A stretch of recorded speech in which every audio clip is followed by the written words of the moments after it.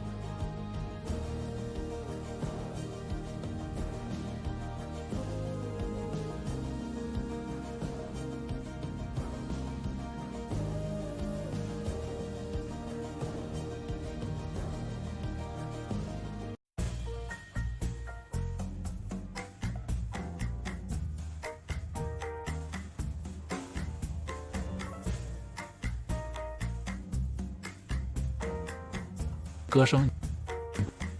还曾经登上过我们的歌和那英合作，并成为这个节目的常驻嘉宾，奉献了无数单曲经典歌曲。前不久呢，我们的歌第2季也宣布筹备录制，肖战在此时登上人气榜，会不会被节目组邀请为返场嘉宾而参加录制呢？如果是这样，那粉丝可有的看了。值得一提的是，榜单的第2名是实力歌手周深，但是其人气却低于肖战，仅仅为110万。虽然这也是一个傲人的好成绩，但是足以说明流量面前实力歌手确实有他们的尴尬。这个行业的规则就是这样，只有最火的人才有能力去选择自己要从事的工作。肖战作为人气偶像，自然有机会选择更多的自己意愿从事的工作，而周深作为一位音乐工作者，没有幕后团队，仅凭自己的能力是难以接触到一流的优质资源的。例如，周深一直都给各大动画唱 OST， 虽然能证明他的票房号召力和实力，但是如果一直居于此，那么未来的发展也会受到很大的限制。好在周深自身唱功一流，不惧怕任何挑战。最近热播的《姜子牙》最后的片尾曲就是由周深演唱的，不少粉丝呢因为周深才看了这部电影，直至音乐播放完才离场。从这个角度说呢，周深的粉丝号召力也是一流。对于这2位本没有太可多的可比性，只希望未来呢双方都能越来越好。除此之外，我们再来说一下审议的事情。从19年因陈情令爆红的肖战和王一博呢，两人从不知名的圈内小偶像，一生跻身为圈内双顶流的位置。尤其是热度要更胜一筹的肖战，粉丝的大批涌入呢，让他来到了事业的巅峰，同时也来了更大的困扰。原以为2020年呢能大刀阔斧的干一场，在圈内站稳脚跟，谁知道呢227事件一下子让肖战成了众矢之的，粉丝呢也成为了许多网友人人喊打的对象。然而经历了这么多网暴事件，粉丝并没有低调行事。在肖战生日当天呢，又引发了川美事件。不得不说，粉丝其实对肖战来说是有很多的不确定性。10月5号的川美事件呢，就引起了国际关系学者沈毅的注意。无报备的多人聚集，让沈毅开始质疑粉丝的行为，同时也将营造良好的网络空间问题拉到人们的面前，同时也引来了大批肖战的粉丝。一场粉丝与专业学者之间的深入交流就这么拉开帷幕。其中呢，争议最多的一条还属沈毅分享了一张海外网站上的川美事件被刻画成非法活动的截图，其中呢言论也非常敏感，而且还大有将肖战上升到其他层面的内涵，并且账号属性也归为了肖战粉丝，这对他的声誉无疑有很大的影响。但是后来经过深入了解发现，这位沈毅默认的是肖战粉丝的账号，却被扒出在3月份227事件正火的时候就扬言，这种事件接下来会在世界各地不断重演，大有与肖战粉丝对抗到底的意味。而且针对肖战本人的抹黑和吐槽一直存在，疑似呢是肖战黑粉，所以这些被沈毅截图的内容很可能是黑粉恶意散播的。肖战粉丝和沈毅的对线还算是非常和谐的，而且粉丝也会碍于沈毅学者的身份，双方呢大多都是讲事实摆道理的交流方式。不过也有人质疑，沈毅应该做好自己的本职工作，而不是在网络上和粉丝上纲上线。好，我们再来说一下有关这个陈情令这部作品呢，因为2位主演走红呢，现如今呢娱乐圈的顶流其实有2位。近日呢更有网友曝光明星权力榜9月份呢最受欢迎的艺人总榜，从图中可以看到，肖战呢以21111803票的稳居榜首，而王一博呢位进前5，与肖战差距高达3倍，在网络上呢引发热议。肖战自从今年年初发生227事件呢，一直都没有什么活动，也没有什么新的作品。虽然是这样，但这个名字却一直出现在大众的眼里。实力证明了人不在江湖，传说却在。前几日呢，余生请多指教曝光了新的预告，截至目前播放量已经超过了2亿，可见人气之高。前段时间的网友曝光艺人活跃粉丝榜，肖战以80多万的粉丝稳居第1，这让很多网友惊叹，与第2名的落差也高达6倍，这是多么可怕的数字。王一博这段时间里呢，也是在活动当中，虽说也没有什么新的作品播出，但是参加的综艺节目之前也是在热播当中。前几日呢，这档节目也算是圆满落幕了。在今年8月份王一博演的电视剧《我的奇怪朋友》热播当中，这部剧呢剧情比较一般，也不算上新剧。因为王一博的走红，这部剧压了很久才得以播出。提到王一博呢，这几天沸沸扬扬的肯定就是珠海摩托车比赛的事情了，在网络上可是闹翻了，基本上舆论都是偏向王一博这边的。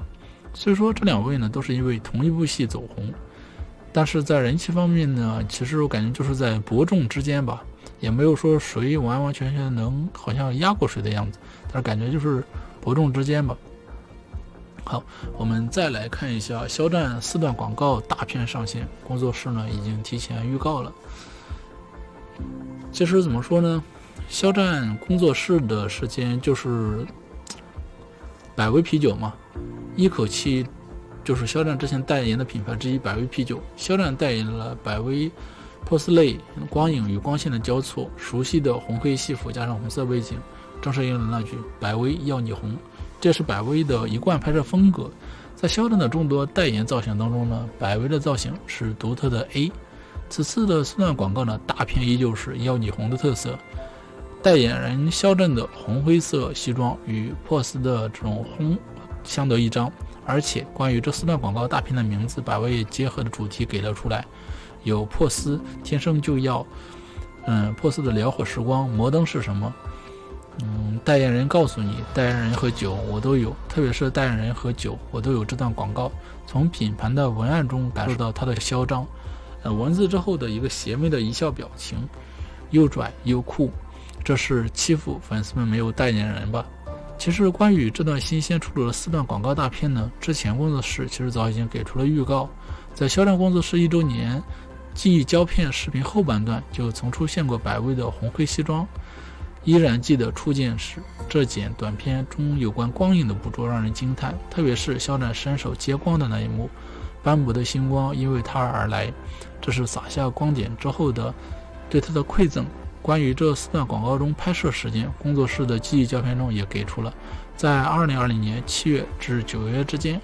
这4段广告片呢，其实并不完全是新的，有2段是重复的，不过其中1段是30几秒的完整版，